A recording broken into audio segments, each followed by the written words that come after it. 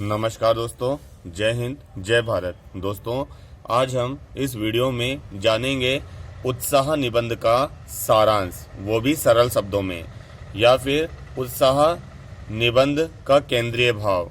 ये दोस्तों हिंदी का एक महत्वपूर्ण निबंध है। तो हम देखते हैं उत्साह निबंध की सरल शब्दों में व्याख्या।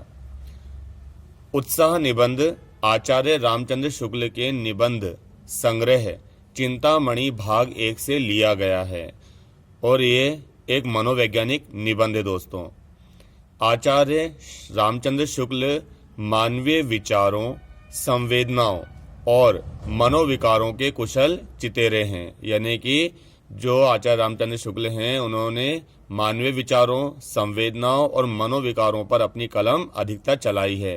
तभी तो इनको हिंदी साहित्य में निबंध सम्राट व आलोचना सम्राट कहा जाता है। उत्साह निबंध एक विचारोत्तेजक और प्रेरणाप्रद निबंध है। इसमें लेखक ने अपने विचार प्रकट किए हैं तथा ये एक प्रेरणाप्रद निबंध है।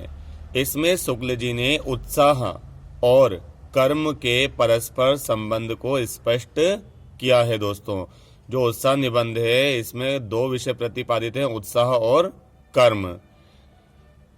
यह एक ऐसा गुण है जो व्यक्ति में कठिन से कठिन कार्य में प्रवृत्त होने की उमंग और आनंद बनाए रखता है। जो दोस्तों उत्साह है, उत्साह जो विषय है, वो ऐसा गुण है व्यक्ति के अंदर जो कठिन से कठिन कार्य में प्रवृत्त होने की उमंग और आनंद बनाए रखता है। बिना आनंद के किसी कष्टप्रद कार्य में प्रवृत्त होना साहस है, उत्साह नहीं है। ठीक है ना दोस्तों? यदि बिना आनंद के हम कोई कार्य में लिप्त हो जाएंगे, करने लग जाएंगे, तो वह साहस है, उत्साह नहीं है। उत्साह एक सकारात्मक भाव है। कार्य में सफलता प्राप्त करने के लिए उत्साह एक अनिवार्य भाव तथ्य है। दोस्तों, यानी कार्य में सफलता प्राप्त यदि आपको करना है तो उसके लिए उत्साह से मित्रता करना होगा, उत्साह लाना होगा। उत्साह में मानसिक और शारीरिक तत्परता भी आवश्यक है।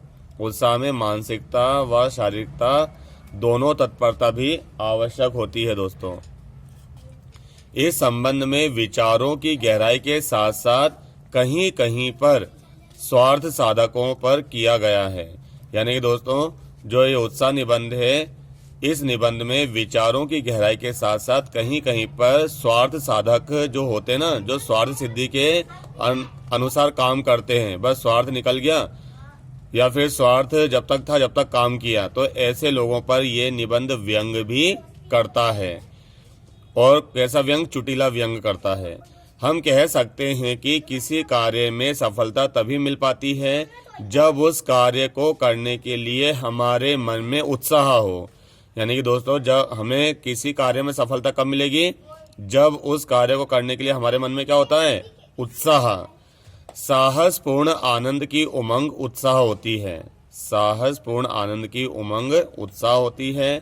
उत्साह से कार्य करने वाले व्यक्ति ही युद्धवीर, दानवीर और दयावीर कहलाते हैं। ठीक है ना? तो यानी कि कहने का तात्पर्य, जो भी आप कार्य करें उत्साह के साथ, लगन के साथ करें। ठीक है ना?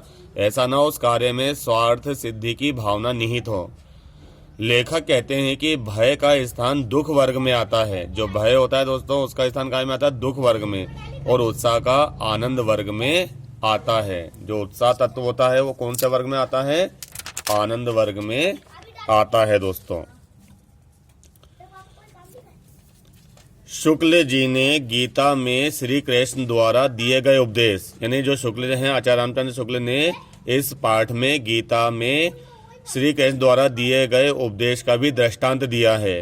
उनका उपदेश है श्री कृष्ण का कर्मण्येवाधिकारस्ते मा फलेषु कदाचन का प्रतिपादन करते हुए बताया है कि मनुष्य को आसक्ति अपने कर्म में रखनी चाहिए, ना कि फल में। यानी किसी कार्य में लिप्सा अपने कर्म में रखनी चाहिए, ना कि फल में। अगर कोई व्यक्ति काम कर रहा है, कर्म कर रहा है, ठीक है ना, तो उसे अपनी इच्छा शक्ति कायम रखनी चाहिए, कर्म में रखनी चाहिए, ना कि फल में। फल तो उसका जो कुछ होगा वो होगा। ठीक है ना? अगर पहले से हमने फल में मन लगा लिया तो हम दुख वर्ग में चले जाएंगे दोस्तों। फल में आसक्ति होने से मनुष्य के मन में लोभ आदि वासनाएं उत्पन्न हो जाती हैं। अगर आप फल में दिमाग लगा दोगे तो इससे क्या होगा, मनुष्य के मन में लोभ आदि वासनाएं उत्पन्न हो जाएंगी और कर्म करने का आनंद ही समाप्त हो जाएगा। तब कर्म में उसकी प्रवृत्ति न होने से उसके जीवन में उत्साह बचेगा ही नहीं दोस्तों। धर्म और उदार दृष्टिकोण से युक्त होकर जो कार्य किए जाते हैं उन कार्यों का आदर्श ऊंचा होता है। आई बात समझ में? धर्म और उदार दयावान दृष्टिकोण से युक्त होकर जो कार्य किए जाते हैं ना, उन कार्यों का आदर्श ऊंचा होता है। इनमें स्वतः ही एक ऐसा अलौकिक आनंद भरा हुआ होता है कि जब कर्ता इन्हें करने में अग्रसर होता है तो उसे ऐसे आनंद की प्रतीति होती है जैसे कि उसे उनका फल प्राप्त हो गया हो दोस्तों। आई बात समझ में? तो आप जो भी कार्य करें उत्साह के साथ करें दोस्तों। किसके साथ करें? उत्साह के साथ करें, क्योंकि उत्साह से कार्य करने वाले क्या कहलाते हैं? युद्धवीर, दानवीर और दयावीर कहलाते हैं। और जो बिना उत्साह से कार्य करते हैं उनका स्थान काय में कहलाता है? दुख वर्ग में कहलाता है। उम्मीद है दोस्तों आज के वीडियो को समझ में आएगा। धन्यवाद।